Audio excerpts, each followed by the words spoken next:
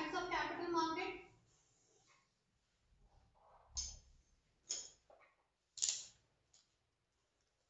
इसमें होता है प्राइमरी मार्केट और सेकेंडरी मार्केट।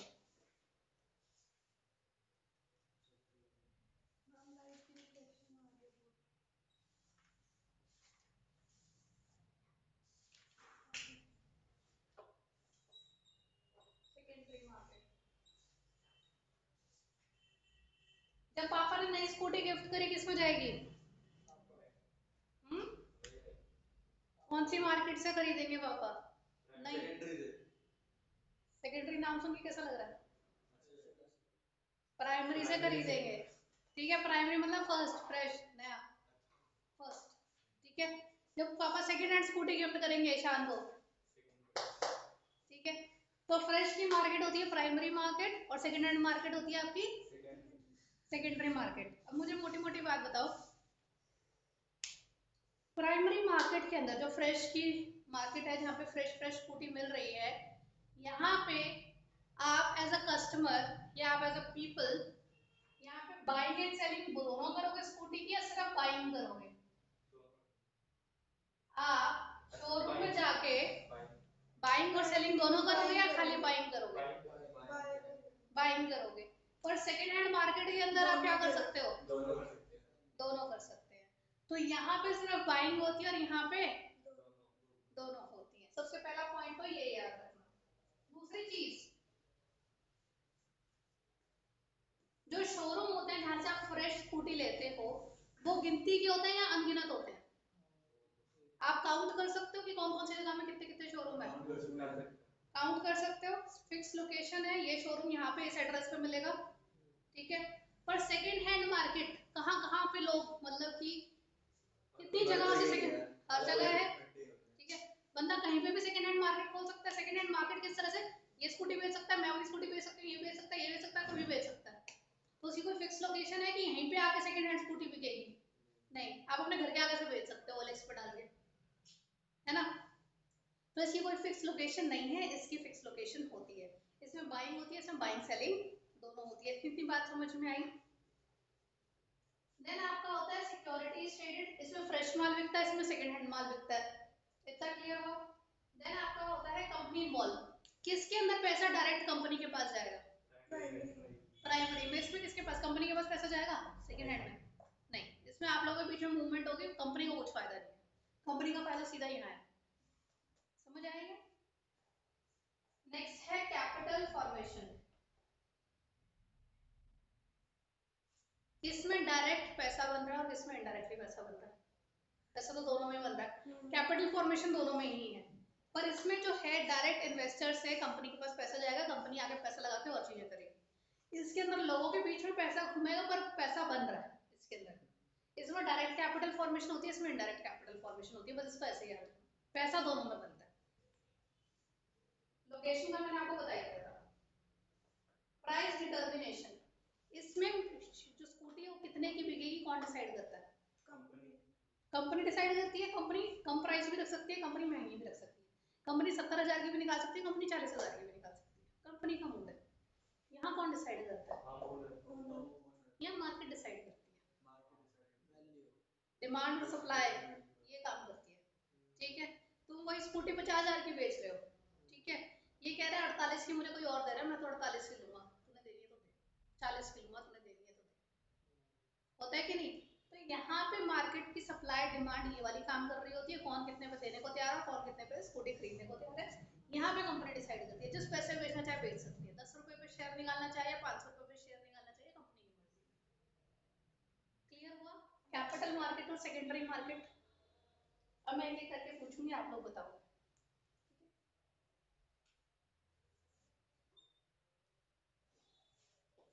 सिक्योरिटीज ट्रेडेड की रख, किसमें फ्रेश होती है, किसमें बासी होती है? सिक्योरिटीज का मतलब होता है शेयर डिबेंचर्स, इसमें फ्रेश होते हैं, किसमें सेकंड हैंड होता है? ठीक है, फ्रेश एंड सेकंड हैंड। इतना समझ में आया? सेकंड हैंड की जगह यहाँ पे लिखते हैं ऑलरेडी एग्जिस्टिंग, जो मार्केट में ऑलरेडी चीज आ रखी है। समझ में आया? Buying and selling, Priyanshi primary में बाइंग और सेकेंडरी में दोनों। ठीक है, बाइंग एंड सेलिंग, इसमें सिर्फ बाय होता है, इसमें बाय एंड सेल बोथ। इतना क्लियर हुआ? ठीक है, ईशान कंपनी के इन्वॉल्वमेंट, इन्वॉल्वमेंट किसमें कंपनी डायरेक्टली इन्वॉल्व होती है, किसमें नहीं होती?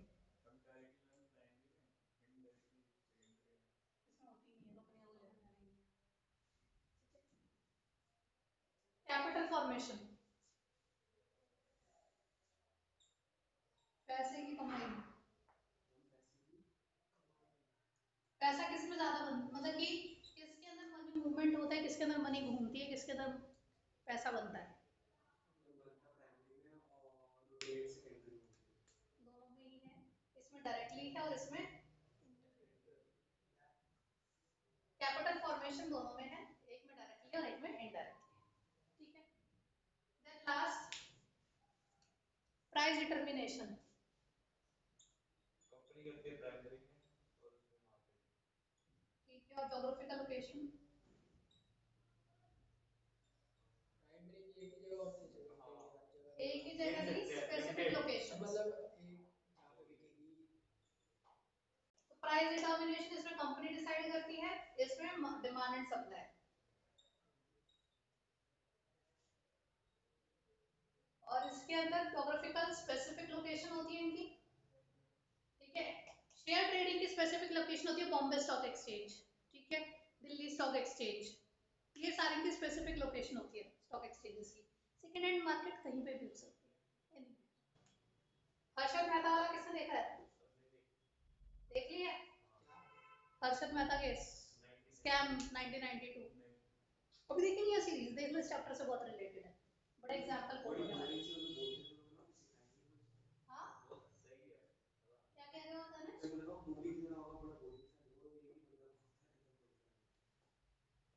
उसमें बहुत सारी पढ़ाई है एक्चुअली। इतना समझ में आया? मनी मार्केट और कैपिटल मार्केट सुना है? क्या होता है मनी मार्केट? मनी मार्केट के इंस्ट्रूमेंट्स क्या हैं, जल्दी बता दो तीन। खड़े हो जाओ। Money market instruments,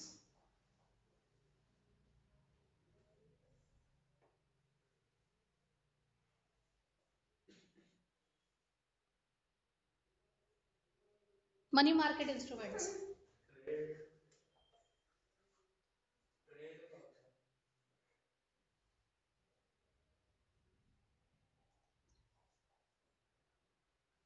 Priyanshi money market instruments call money, treasury bill, commercial. याद है? कॉल मनी क्या होता है? 15 डेज में होता है जो, शॉर्ट टर्म रिक्वायरमेंट, तुमसे पूछ रही हूँ। इंटरबैंक ट्रांजैक्शन होते हैं। कॉल मनी में जिस रेट के ऊपर एक बैंक दूसरे बैंक को पैसा देता है उसको क्या कहते हैं? जो इंटरेस्ट होता है। अरे मैम उसमें यही होता है ना कि वो मेन बैंक सारे बैंक्स को पैसे देता है, वो होता है कॉल मनी। क्या कहते हैं? मोड़ दूंगी इसको, बता दो जल्दी। क्या पूछा क्वेश्चन, मैंने सुना है। कॉल मनी होता है, तुम एसबीआई में कैनरा, कैनरा को पैसे की जरूरत पड़ेगी, उसने एसबीआई को कॉल करके मैनेजर ने पैसा मांग लिया, एसबीआई के मैनेजर ने बोला कि इंटरेस्ट लूंगा, उस इंटरेस्ट को क्या बोलते हैं? क्या बोलते हैं?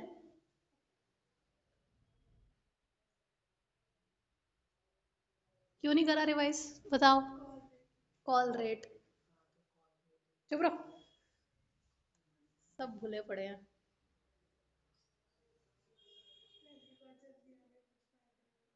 मैं तो उसको बोल दिया था रिवाइज कर लेगी। इतना समझ में आया? ठीक है, primary market secondary market clear है। Methods of floating new issues in the market, अब आप नया नया शेयर डिबेंचर मार्केट में ला रहे हो, उसको किस किस तरीके द्वारा ला सकते हो? मेथड्स, गुरुवार समझ में आ रहा है?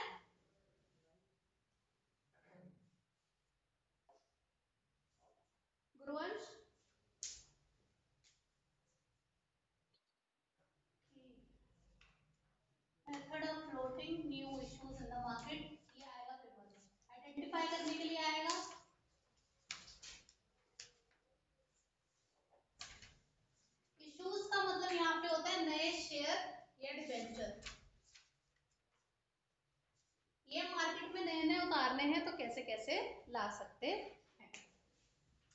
सबसे पहले होता है offer through prospectus. Tanishq read करो ऑफर थ्रू प्रोस्पेक्टस।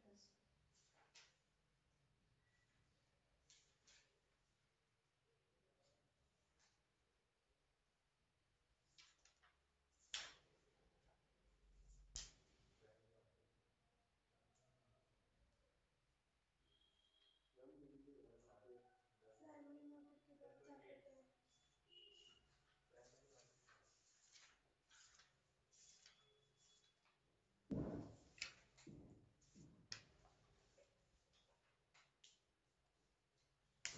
इसमें क्या होता है सुन लो भाई मेरे से।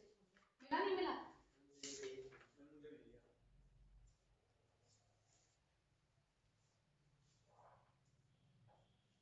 पढ़ो रीड करो।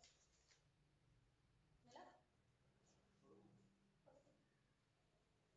Offer to prospectus. Offer to prospectus is the most popular method of raising funds by public companies in the primary market. This involves inviting subscriptions from the public through issues of prospectus. A prospectus makes a direct approach to investors to raise capital through an advertisement in newspaper or magazines.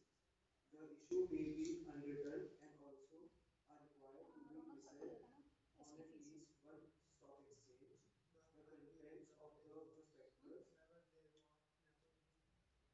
have to be in accordance with the provisions of the Companies Act and SEBI disclosed as investor prospection guidelines. Offer through prospectus सबसे simple तरीका है market में share और debenture निकालने का। या तो आप मैगजीन के अंदर ऐड दे दोगे या फिर न्यूज़पेपर के अंदर ऐड दे दोगे। ठीक है, एक कॉलम आ जाएगा साइड में, ये कंपनी इतने रुपए के शेयर्स निकाल रही है, जिसको शेयर्स लेना ले लो। और कंपनी अपना गोल वगैरह सब मेंशन कर देती है कि हम ये पैसा जो है इतनी पुरानी कंपनी है, यहाँ से ये करते आए हैं, आगे हमें ये करना है, आइए हमारी कंपनी में शेयर्स में पैसा इन्वेस्ट करिए। जब आप आम जनता को अट्रैक्ट कर रहे हो कि आइए मेरी कंपनी में पैसा लगाइए, शेयर्स खरीदिए, उसको ऑफर थ्रू प्रोस्पेक्टस कहते हैं। क्यों इतनी खुश हो? अच्छी लग रही हो? अभी मैंने मोटा लाइनर लगाया है। ठीक है, ऑफर थ्रू प्रोस्पेक्टस में आप एडवर्टाइजमेंट करते हो, आम जनता को कहते हैं आइए हमारी कंपनी के शेयर्स लीजिए। जो लोग अट्रैक्ट होंगे वो आएंगे, कंपनी के शेयर्स में पैसा इन्वेस्ट करेंगे और आपकी कंपनी के शेयर्स ले लेंगे। अब आप लोगों ने 11th में पढ़ा होगा अंडर राइटिंग या फिर वो मिनिमम सब्सक्रिप्शन का कॉन्सेप्ट। मिनिमम सब्सक्रिप्शन का क्या कॉन्सेप्ट होता है?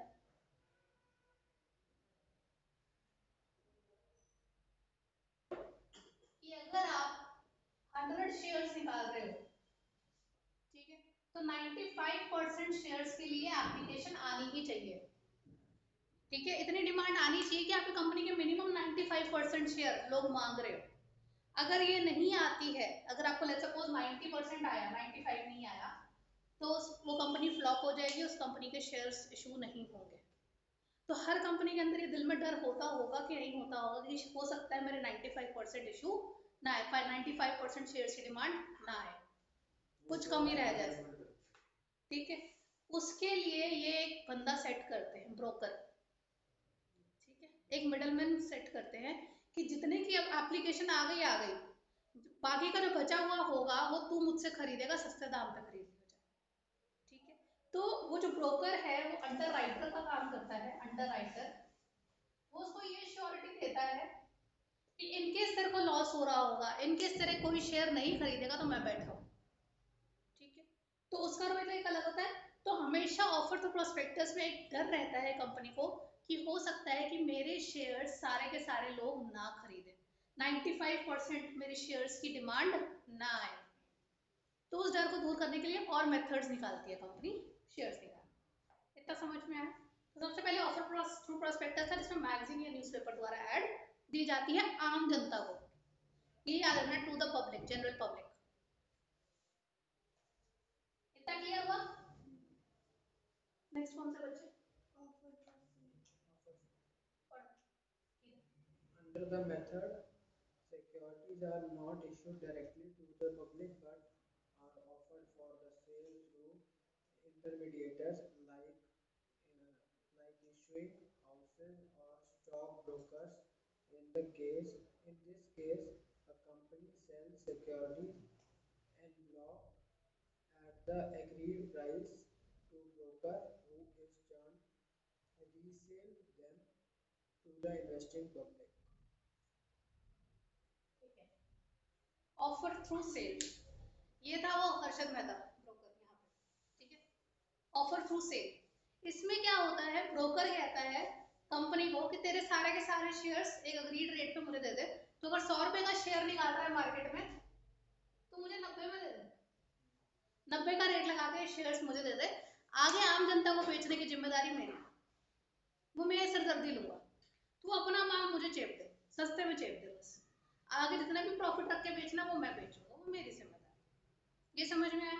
इसमें कंपनी का क्या फायदा होता है, कंपनी की सरदर्दी हट जाती है आम जनता से डील करने की, ये ब्रोकर इंटरमीडियरीज ये हैंडल करते हैं फिर आम जनता का। इसमें डायरेक्टली पब्लिक को नहीं इशू होता, इसमें इंटरमीडियरीज ब्रोकर्स को इशू कर दिए जाते हैं एट एन अग्रीड रेट, सस्ते दाम पे थोड़े से। अगर वो लोग नहीं बेच पाए तो वो फिर ब्रोकर की जिम्मेदारी है वो सारे के सारे शेयर्स बेच देंगे। हाँ, कैसे भी चेप पे कुछ भी करे, साम दाम दंड पे, ठीक है, वो उनकी जिम्मेदारी है, अभी कंपनी की, कंपनी को पैसा मिल जाएगा, ठीक हुआ। तो ब्रोकर सस्ता, कम पैसे वाले होंगे, ज्यादा पैसे वाले होंगे, ज्यादा पैसे वाले होंगे, ये मार्केट को रन करते हैं। देन होता है प्राइवेट प्लेसमेंट, पढ़ो प्रियांशी, ये पेपर के लिए बहुत इंपॉर्टेंट है।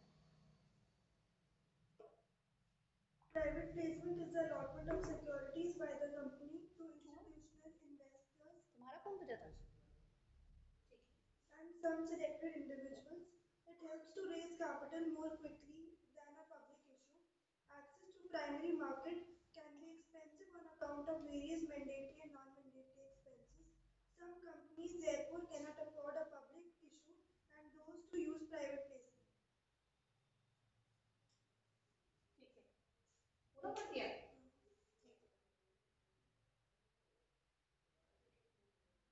इसमें क्या करते हैं, कंपनी आम जनता से डील ही नहीं करती है, कंपनी आम जनता को देती ही नहीं है, ना डायरेक्टली ना इनडायरेक्टली। वो क्या करती है, बड़ी बड़ी कंपनीज को पकड़ लेते हैं, ठीक है, बड़े बैंक्स को पकड़ लिया, अंबानी को पकड़ लिया, ठीक है, बड़े बिजनेसमैन को पकड़ लिया, बड़ी कंपनीज को पकड़ लिया और उन्हें बोल दिया कि हमारे शेयर्स आप रखो, हमारी कंपनी में आपकी होल्डिंग हो जाएगी, ठीक है। तो आम जनता को भाई कौन किसके साथ मत्थापच्ची करे, क्यों हम डील करें एक एक दो दो शेयर बांट के, आप इकट्ठे हमारे हजारों शेयर, हजारों हजारों शेयर उठा लो, लॉट उठा लो मोटे मोटे, ठीक है। तो इसमें इंटरमीडियरी भी ना होकर इंस्टीट्यूशनल इन्वेस्टर्स होते हैं, बड़ी बड़ी कंपनीज होती हैं जो छोटी कंपनीज के शेयर्स एक साथ पूरे पूरे लॉट में उठा लेती हैं, ठीक है।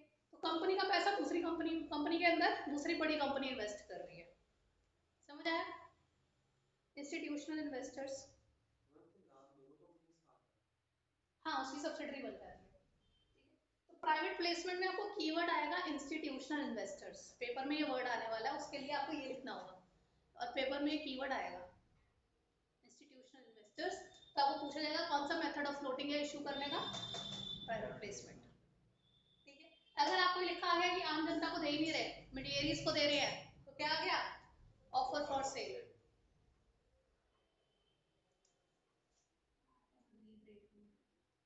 समझ में आ रहा है?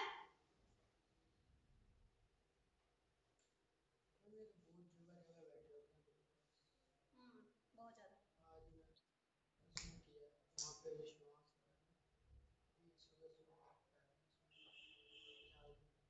अरे बड़ा सिरदर्दी का काम, डिपेंड करता है कौन कितना इन्वेस्ट करता है। देन प्राइवेट प्लेसमेंट के बाद आता है राइट्स इशू, पढ़ो ईशान पढ़ो। Under this method, company offers the new shares to its existing shareholders in proportion of shares already held by them. This method gives preemptive right to the existing shareholders to subscribe to new issue of shares according to the terms and conditions of the company. If the existing shareholders do not subscribe to the securities during the pre-subscribed time, then the offer is open for the general public. Rights issue is a compulsory requirement under the Companies Act. However, this method can be used only by existing companies. By कौन सी company? Existing companies. मैं एक चीज बताना भूल गई थी आपको, प्राइमरी मार्केट में, प्राइमरी प्राइमरी मार्केट में मैंने आपको बोला था कि फ्रेश शेयर्स की बात हो रही है, जब नए शेयर्स होते हैं तो नए शेयर्स कौन इशू कर सकता है? या तो एकदम फ्रेश नई कंपनी हो, जो न्यू कंपनी होगी वो कोई भी शेयर निकालेगी वो उसके फ्रेश ही होंगे, ठीक है। अगर मैं लोटस सर्कल पहली बार शेयर्स इशू कर रही हूँ, मैं नई नई ताजी ताजी कंपनी हूँ, तो मेरा माल भी फ्रेश में प्राइमरी में निकलेगा। या फिर आपकी कंपनी तो पुरानी है पर उन्होंने एक नया लॉट निकाला है शेयर्स का, ठीक है, तो न्यू कंपनी जो शेयर्स इशू करेगी वो तो नए होंगे ही होंगे, पुरानी कंपनी भी फ्रेश लॉट निकाल सकती है, ठीक है। तो अब हम आते हैं पुरानी कंपनी पे। ये पुरानी कंपनी है, उसको और पैसों की जरूरत पड़ गई, अंबानी रिलायंस, उसको जो है 100 करोड़ एक प्रोजेक्ट के लिए चाहिए, उन्होंने 100 करोड़ के नए शेयर्स निकाले। अब अंबानी क्या सोचता है, जो मेरे कंपनी में ऑलरेडी इन्वेस्ट करके बैठे हैं एग्जिस्टिंग शेयर होल्डर, पहला हक मैं उनको देता हूँ, ठीक है। मैं अंबानी, मैं नीता अंबानी, आप सबने मेरे पे भरोसा करा, आप सबने मेरी कंपनी में इन्वेस्ट करा, ठीक है, तो ये 100 रुपए का शेयर मैं आपको 80 रुपए पे देने को तैयार हूँ। आपके पास जितने शेयर्स ऑलरेडी हैं आप उतने उतने प्रपोर्शन में मुझसे शेयर्स और खरीद सकते हो, ठीक है। सबने कुछ शेयर्स मुझसे ले लिए, अब मेरे पास फिर भी शेयर बच गए, अब वो क्या करूंगी, वो मैं आम जनता को निकालूंगी, ठीक है। पहला मौका मेरे एग्जिस्टिंग शेयर होल्डर का है, उनकी वफादारी के लिए, उनकी लॉयलिटी के लिए, क्योंकि वो मेरे साथ हैं, उन्होंने मुझ पर भरोसा किया है। अगर वो नहीं लेते हैं उसके बाद आम जनता को नॉर्मल रेट पे बेचा जाएगा, आप लोगों को सस्ते दाम पे, आम जनता को महंगे दाम पे, जो नॉर्मल रेट था। समझ आया? इसको कहते हैं राइट इशू, क्योंकि मेरे एग्जिस्टिंग शेयर होल्डर कुछ हक रखते हैं। समझ आया?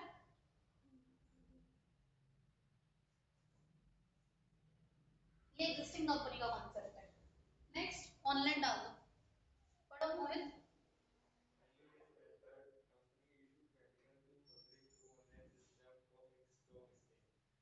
The initial public offer IPO by a company is known as e-IPO, as it makes use of electronic technology. Under e-IPO, the issuing company enters into an agreement with stock exchange and has to appoint a SEBI registered broker to accept application and place order with the company. ठीक है, बस कोई नहीं। Recent में सबसे ज्यादा यही चल रहा है, आजकल ऑनलाइन खरीद बेच हो रही है शेयर्स की, पहले कागज पत्तर पे हुआ करती थी, अब सब कुछ ऑनलाइन हो गया। तुम भी विश्वास पे गए होगे, डीमैट अकाउंट खुलवा के सब कुछ, हम पढ़ेंगे भी डीमैट भी आगे, तो ये सारा का सारा ऑनलाइन हो चुका है, ठीक है। अब इन सारे पांचों में से ऑनलाइन सबसे ट्रेंडिंग है, ठीक है, बट सबसे ज्यादा आम तरीके से जिससे पैसा इकट्ठा करा जाता है वो है ऑफर थ्रू प्रोस्पेक्टस। ऐसा सारे ही है, आजकल ट्रेंडिंग में ऑनलाइन ट्रेडिंग चल रहा है, ठीक है, सारे इसमें ट्रेड कर रहे हैं, ऑनलाइन चल रहा है, ये सारा क्लियर है आप लोगों को? Institutional investors, institutional investors, Private Placement. ठीक है, आम जनता, offer Offer through prospectus. Existing share holders, right issue. समझ में आ गया? ठीक है, इतना टॉपिक क्लियर है?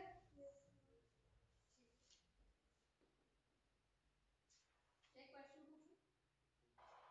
मेटा लिमिटेड एक कंपनी है, ऑटोमोबाइल मैन्युफैक्चरर है, ठीक है, उसको 10 करोड़ रुपया चाहिए एज एन एडिशनल कैपिटल अपने बिजनेस के लिए। अतुल जलान जो है कंपनी के सीईओ हैं और वो नए शेयर्स इशू करके पैसा इकट्ठा करना चाहते हैं, और जो उनके फाइनेंस मैनेजर है निमि सहदेव, वो कहते हैं कि आप आम जनता को शेयर्स इशू करोगे बड़ा महंगा पड़ सकता है, बड़े कागज पत्तर करने पड़ते हैं, बड़ी ऐड देनी पड़ती है, ये सब खर्चा आपको नहीं करना, ये सब खर्चा मत करो।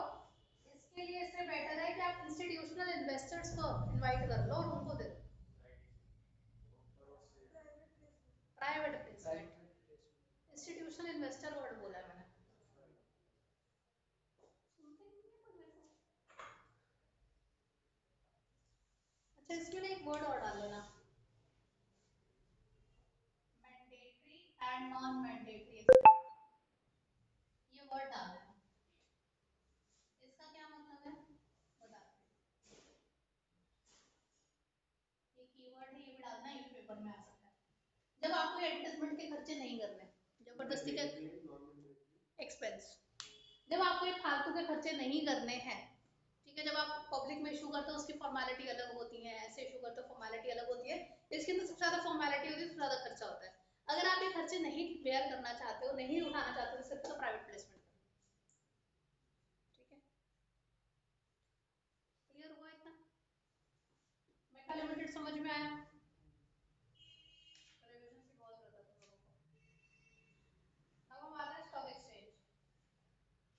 एक्सचेंज ही नहीं आप सब में, है ना? कुछ कटा वटा तो नहीं है स्टॉक एक्सचेंज से? मार्केटिंग और लास्ट वाले चैप्टर से लास्ट ईयर सिलेबस से कुछ कटा था। स्टॉक एक्सचेंज आज लास्ट टॉपिक करवाऊंगी, अभी है टाइम, ठीक है, हटा दो ये।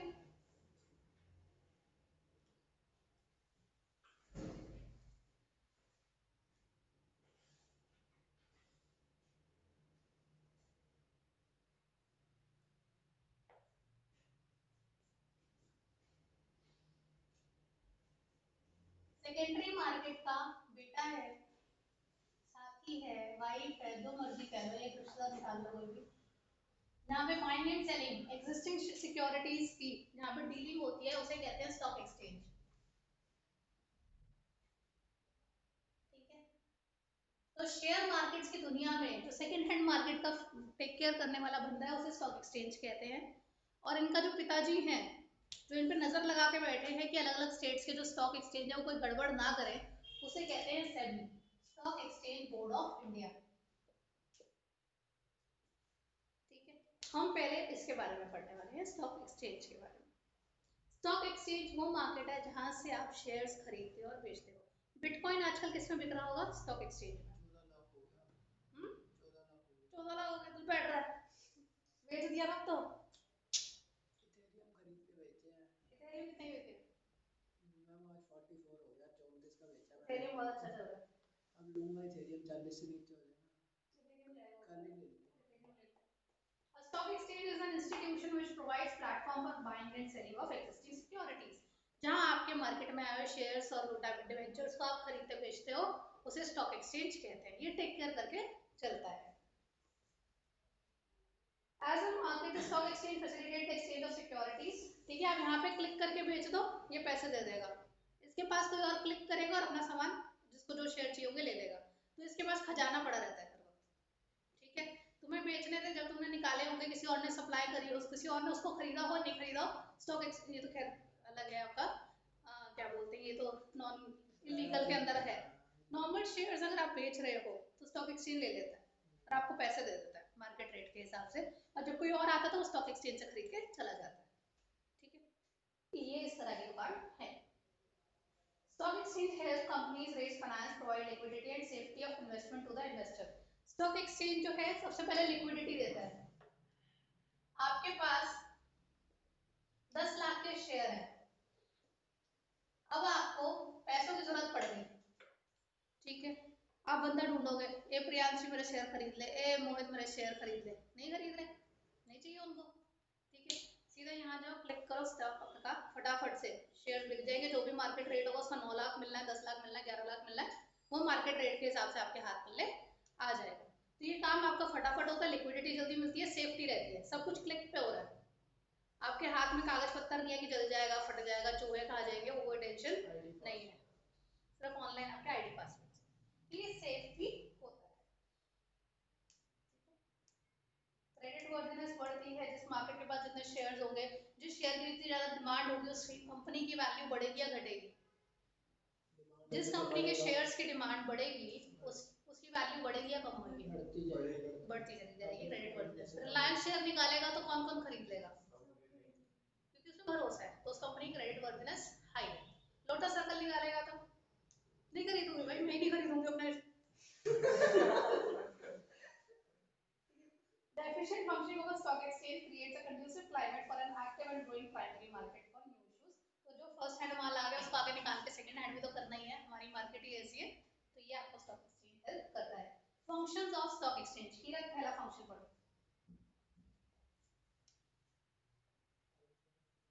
providing liquidity at Marketability. to existing securities. The basic function of the stock exchange is the creation of a continuous market where securities are bought and sold. It gives investor the chance to disinvest and reinvest. This provides both liquidity and easy marketability to already existing securities in the market. ठीक है, आपके click पे आपके हाथ में पैसा आ जाएगा, आपके पास जितने शेयर्स हैं वो मार्केट में निकल जाएंगे और आपके हाथ में पैसा आ जाएगा। तो सबसे पहले स्टॉक एक्सचेंज आपको कैश प्रोवाइड करता है जितने भी शेयर्स हैं आपके पास उसके बदले, और मार्केट प्रोवाइड करता है जहाँ पे आप बेच सकते हो। कोई मार्केट ही नहीं होगी, कोई बंदा ही नहीं खरीद तैयार होगा आपके शेयर्स लेने के लिए, पैसे कहाँ से आएंगे? तो रेडी मार्केट ही देता है, मेरे पास बेच दो, मैं दे दूंगा मार्केट के हिसाब से पैसे, और पैसे भी मिल जाएंगे। लिक्विडिटी एंड मार्केटेबिलिटी क्लियर हुआ? Second, Pricing of securities. Share prices on the stock exchange are determined by the forces of demand and supply. A stock exchange is a mechanism of constant valuation through which the prices of securities are determined. Such a valuation provides important instant information to both buyers and sellers in the market. Under the existing online screen-based electronic trading system, computer screens display constant information on the prices of securities. ठीक है, तो कितनी demand है उस हिसाब से उसका rate चल रहा होता है। ठीक है, जैसे बिटकॉइन की डिमांड ज्यादा है, सप्लाई मार्केट में कम है, लोग अभी नहीं निकाल रहे, अभी भी होल्ड करके बैठे कि प्राइस और बढ़ेगा और मिलेगा पैसे। ठीक है, तो डिमांड ज्यादा है और सप्लाई कम है, तो प्राइस क्या होगा? 18 लाख पहुंच जाएगा। तो क्या बेचना चाहिए था? पंप में बेच दिया पंप।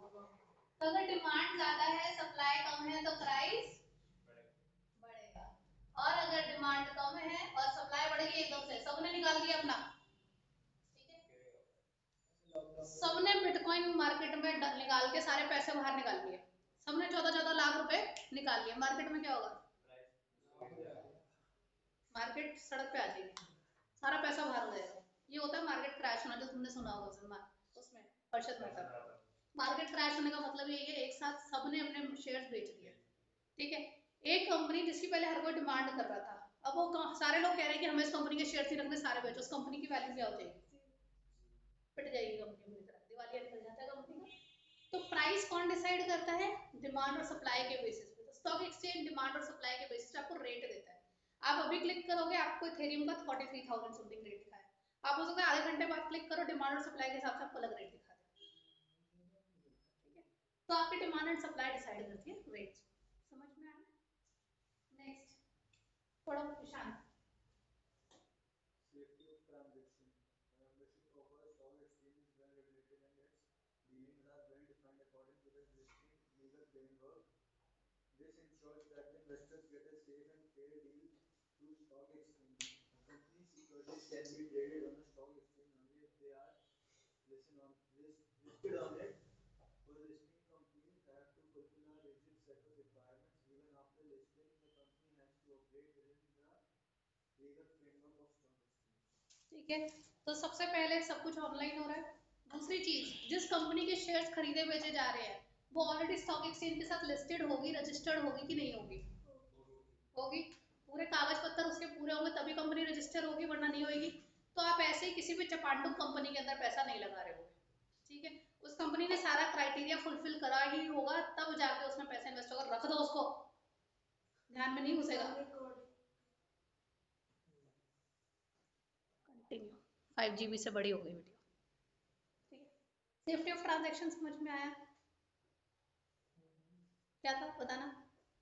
अरे मतलब कि ट्रांजैक्शन सेफली हो जाएगी। कैसे होगी? ऐसा क्या था कि टक्करा, और एक चीज और बताई थी। यही तो बताया उस टाइम उसके बाद तुम एयरपोर्ट निकालने लग गए थे अपने,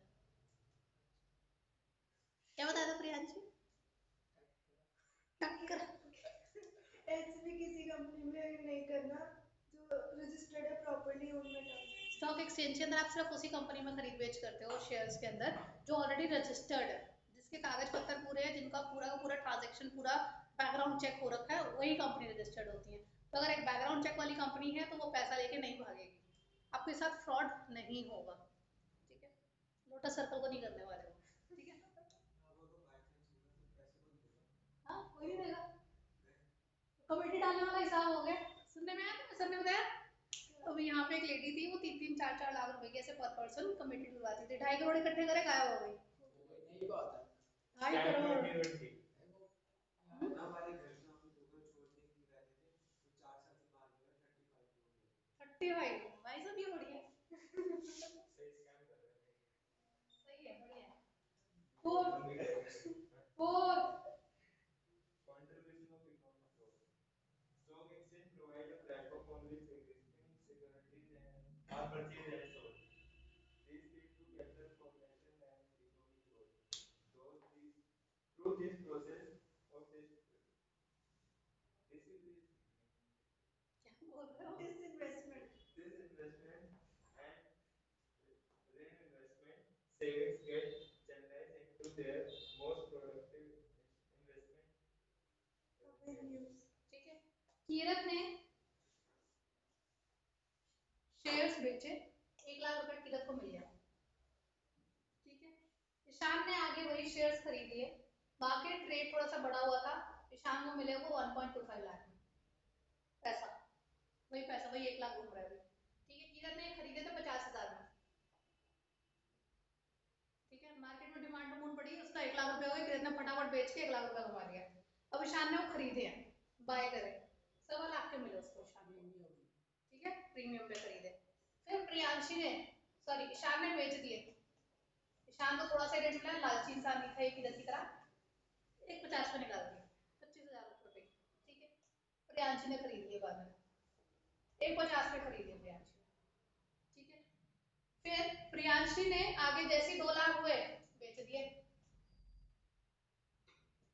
ठीक है, 2 लाख पे तनिष्क ने खरीद लिए, 1.5 लाख पे तनिष्क को लगा घाटा हो रहा है, बेच दो, डर गया, डर तभी तो होता है, नेगेटिव हो जाती है मार्केट, 1.5 लाख। ठीक है, फिर आया मोगल, मोगल स्पेलिंग में बोली हमारी, 1.5 लाख पे इसने खरीदे, 1.75 पे इसने बेच दिए। इन सब के अंदर पैसे का मूवमेंट हुआ, वही 50,000 घूम फिर के कितने लाखों बन गए, बहुत सारे इधर उधर घूम रहे हैं। ठीक है, वही 50,000 किसी को पैसा दे रहा है, किसी का निकल रहा है, वही चीज घूमती जा रही है, घूमती जा रही है। और साथ के साथ ये सारे जो है, जब आप ऑनलाइन ट्रेडिंग करते हो तो थोड़ा सा टैक्स देते हो, थोड़ा सा उनकी कमीशन होती है, कन्वीनियंस चार्जेस होते हैं, 0.02 कुछ होता है परसेंट। ठीक है, 0.25% आप देते हो, इसमें वो स्टॉक एक्सचेंज में पैसा बना रहे हैं हर बार, खरीदने बेचने पर किस किस की कमाई हो रही है, किस किस के हाथ से पैसा घुमा, वो 50,000, 1 लाख, 1.25 लाख, 1.5 लाख, 1.5 लाख, 2 लाख, 2 लाख, 1.5 लाख, 1.5 लाख, 1.75, कैपिटल फॉर्मेशन हुई कि नहीं हुई, साल के साथ 0.25% हर बार। ठीक है, बिच्चो दिया। ठीक है, समझ में आ गया?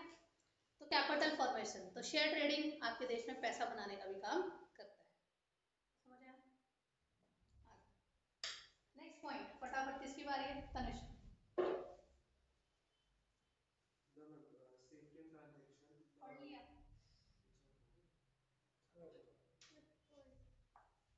He contributes of economic.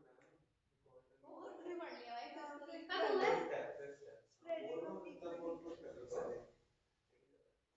The stock exchange can play a vital role in ensuring wider share ownership by regulating new issues, better trading practices, and taking efficient steps in educating the public about investments.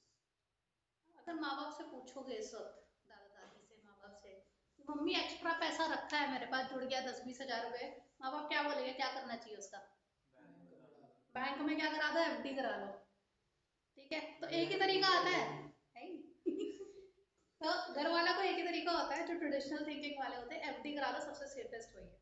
ठीक है, but ये एक और तरीका है, हमेशा save करना जरूरी नहीं है, आप इन्वेस्ट भी कर सकते हो। ठीक है, दैट इज इन्वेस्टमेंट। ठीक है, तो it is not always about saving, it is also about investment. हम लोग क्या करते हैं, हम लोग डरपोक होते हैं, थोड़ा सा प्रॉफिट मिल जाए, इतना सा चुनू सा, और हम जो है उसको सेव कर ले अपना एफडी के अंदर। ये जो मार्केट है स्टॉक एक्सचेंज, ये आपको इन्वेस्ट करवाने के लिए बोलती है, आप पैसा इन्वेस्ट करो मार्केट में। ठीक है, तो फिर हर इंसान जो है वो सेव करना प्रेफर करेगा, इन्वेस्ट सेव। हर आप बड़े एज के इंसान से पूछोगे, क्योंकि लाइफ में वो इतने धक्के खा चुके हैं, इतने नुकसान खुद झेल चुके हैं, वो कहते हैं भाई जो बच रहा है बचा ले, बचाने की तरफ फोकस कर। पर वहीं पे स्टॉक एक्सचेंज जो है अपनी प्रैक्टिसेस को बेटर करके, लोगों को अच्छे से एजुकेट करके, सब नॉलेज देके इक्विटी कल्चर को बढ़ा रहा है। कल्ट का मतलब यहाँ पे कल्चर है कि लोग शेयर मार्केट के अंदर इन्वेस्ट करें, यहाँ से अपना पैसा बढ़ाएं, ग्रोथ देखें। समझ आया? तो ये जो स्टॉक एक्सचेंज है, ये लोगों को इन्वेस्टमेंट की तरफ मूव करने को कहती है। सिर्फ पैसा घर में, एक है कि मैंने पैसा दबा के घर में रख लिया, और एक है मैंने मार्केट में इन्वेस्ट कर दिया। किसके द्वारा मार्केट के अंदर पैसा आएगा? इन्वेस्ट करके। मनी की सर्कुलेशन हमेशा इन्वेस्टमेंट द्वारा होती है। जब हर कोई सेव करने लग जाएगा, पूरे देश में से पैसा गायब हो जाएगा।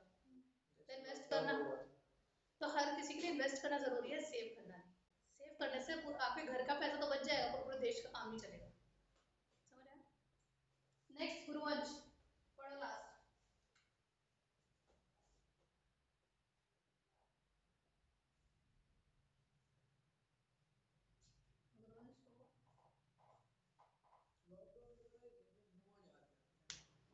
डिमांड अनस्टेबल चीजों में नहीं डाल रहे थे। क्या पागल हो गए क्या?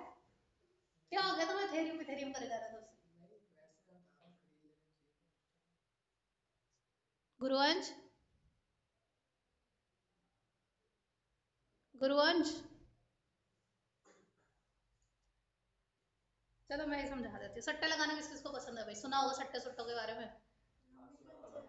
आईपीएल में लगाए किसने सट्टे? मैंने लगाया। तो लोग बहुत तरीके के सट्टे लगा, ठीक है। और हर सट्टा जो है इलीगल कहा जाता है ना। डर रहता है पकड़ेगा तो दिक्कत में आ जाएंगे, हाँ। तो बाकी हर तरीके की सट्टेबाजी जो है इलीगल होती है। दिस इज द ओनली सट्टेबाजी विच इज लीगल, ठीक है। आप यहाँ सट्टा लगा सकते हो बहुत ही लीगल तरीके से। पैसा लगाओ, पैसा बढ़ता है तो आपका, घटता है तो आपका, ठीक है। तो आपको स्पेकुलेशन के लिए भी एक स्कोप मिल जाता है, क्योंकि हर इंसान के अंदर एक चुल होती है एक का चार करने की, ठीक है। वो एक का चार आप यहाँ से कर सकते हो बिल्कुल लीगल तरीके से। कर आपका इधर से है ना, कंट्रोल्ड मैनर। काट दो, मैं तो कुछ भी नहीं कर रहा। तो आप कंट्रोल वे में स्पेकुलेशन कर सकते हैं। यहाँ तक क्लियर हो गया? आज के लिए इतना ही, ठीक है। अब मुझे एक बार